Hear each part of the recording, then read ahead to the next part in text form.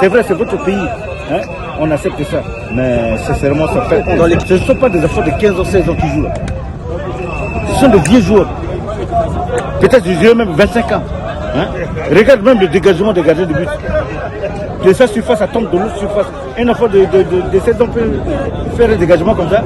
La polémique sur la question de l'âge des joueurs camerounais est partie de ces propos de l'encadrement technique des fauves de la RCA après la défaite de 9-0 concédée face à leur vis-à-vis. Des allégations blotties en touche par la Fédération camerounaise de football qui indique dans son communiqué que la sélection nationale U17 du Cameroun a au préalable sacrifié aux exigences d'avant-compétition de la CAF. À l'instar de l'imagerie par résonance magnétique, un test d'éligibilité d'examen du poignet gauche qui permet de situer avec exactitude l'âge des joueurs. Je trouve ces accusations d'abord maladroites et non fondées. Je trouve également ces accusations très peu professionnelles. Pour ceux qui sont supposés encadrer des jeunes, ce n'est pas ces discours qu'il faut tenir.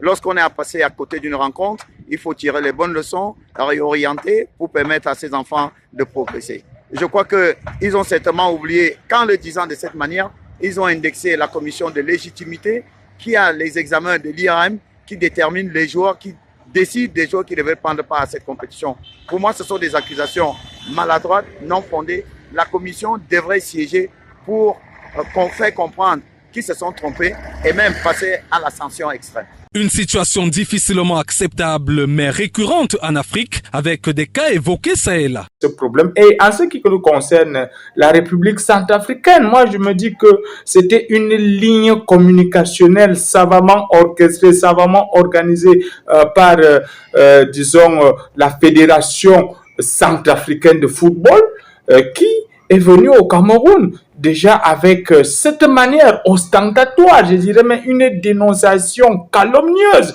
de pouvoir pousser les Camerounais à mettre la pédale douce. Et même si ces faits existent dans le continent, il est à noter que certaines équipes peuvent, sous ce fallacieux prétexte, manquer parfois de fair play.